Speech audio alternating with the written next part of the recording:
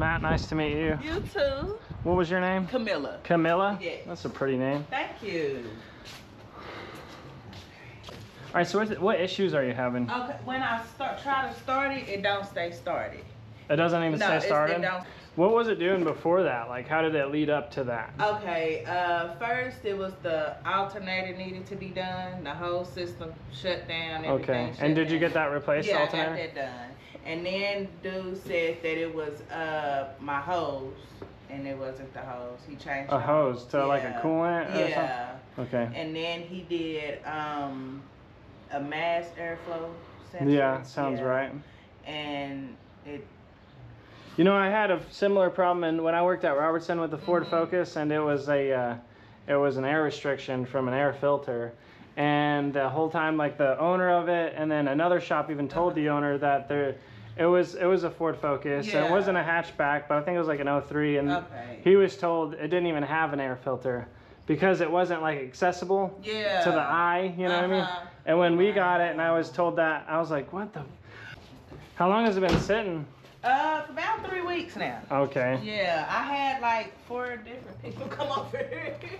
Where? They couldn't tell me cool. Yeah, that's what anything. Look. So. Is there any power to it or anything? Yeah, I think you should. I haven't started it. Okay. I have a jump box if I need it.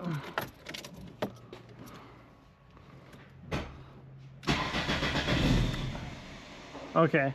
All right. Yeah, it's still got some power. So let me get gotta get a flashlight real quick. Okay. It should be one in the car. You need a flashlight? Yeah. Look on the side in between that driver. It's a black, like right on the side of the driver's seat next to crack. Oh, I see it. Yeah, cool. Holy hell. It's a taser and a flashlight. mess around and shock me. So yeah, I'll let you turn that on. Okay. What a trick that would be. So you said you had somebody come out here before? Did they try to? It was like 3 people. Did they? 3 people? Did they try to clear the engine light? Yeah, he tried and it was off and then it came back on. Okay. Yeah. Yeah, because I have to do a little. Oh, this is cool. Does that open it? No, it's just decoration. Oh, is it? Because I still don't know what that is. I was wondering. I was like, man, well. I ain't figured that part out. I didn't know I was in the garage. I've been here almost 6 years. This Oh, really? yeah. One of these days you'll just take it down. Okay. That's awesome. Well, at least you have a garage, man. I don't even have a freaking carport. I have to do everything. Yeah. This feels good. Yeah. Okay. This is nice. Let me look at the front while it's loading. I have to retrieve memory codes on it because they got deleted. So. Oh, okay. All right. Yeah. So luckily, your air filter would just be right under here. Okay. Yeah, see, on the one that I was talking about, it was the same design, but you take this off, and then it's just a hole that leads down, and then they're like, dude, where's the filter? And then, yeah, so one mechanic was like, oh, it's just not there. They don't have one, yeah. Oh, so it was just below it. Okay.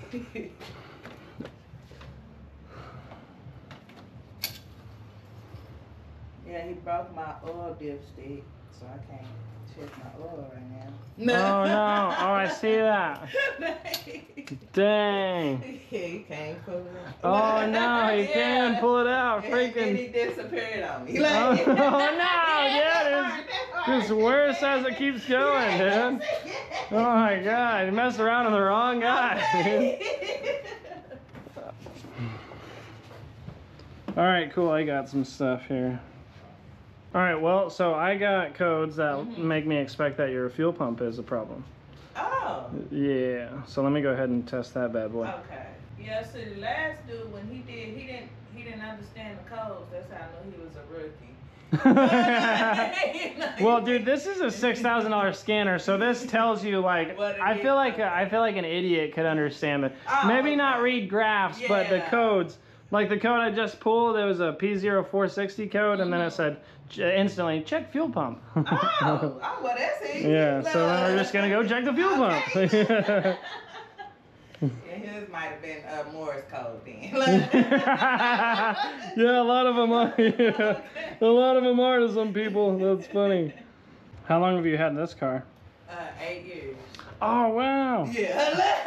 Holy cow. It'll be 8 years this year. Man, I made a lot of memories with this Okay, thing. yes. So I was just telling my friend, it might be telling me I need to just go out and get another one. You know, I think we need some time apart. It's like, look, is it that time? It's not you, it's me. Okay. All right, so let me go ahead and test this bad boy.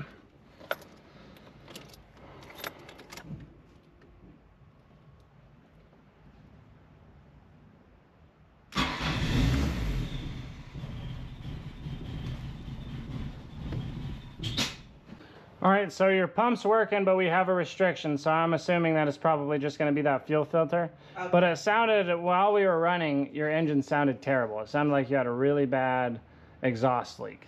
Oh, So I'm going to do a little test on it real quick. okay.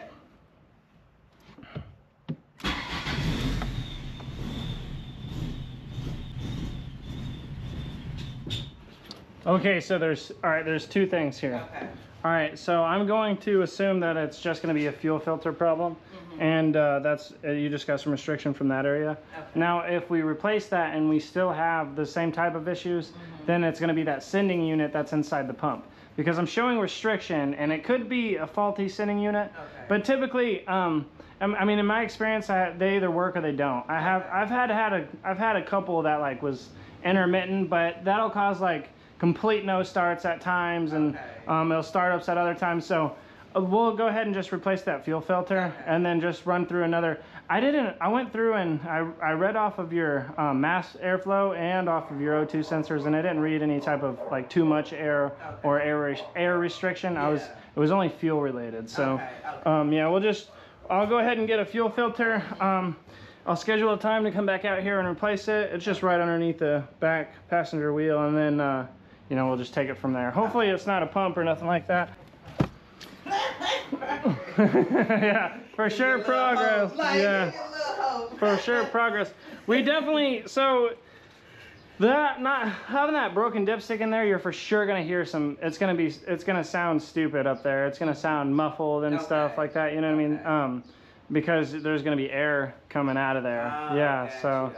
Yeah, so it's gonna sound like brrr. Yeah. So I'll go ahead and look up a dipstick for that, and then work on getting that. If I have to, I've had to replace a bunch of them. People break them and they're like, oh crap, it's like in the motor, but it's not. That whole dipstick tube, you can unbolt it and take it out. Some of them you can just twist and wiggle out, yeah. Okay, that'll work. So, but yeah, if we have to, we will. If not, I'll just pop it out and replace it.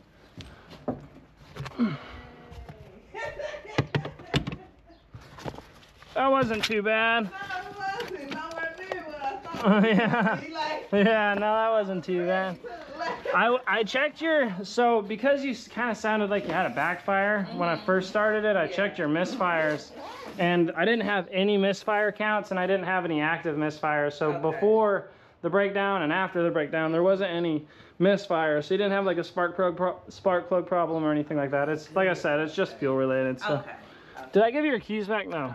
I mean, you can leave them in there. Okay. Yeah. I'll just leave them on the seat then. Well, okay, it was very nice to make your acquaintance. You're very welcome. Absolutely. I'll be back soon. Give me like a couple hours. I got a couple more diagnostics, and then I'll get home and message you with all the information on that. Thank you. You're very welcome. Hey. Thank you so much. I'll talk to you soon.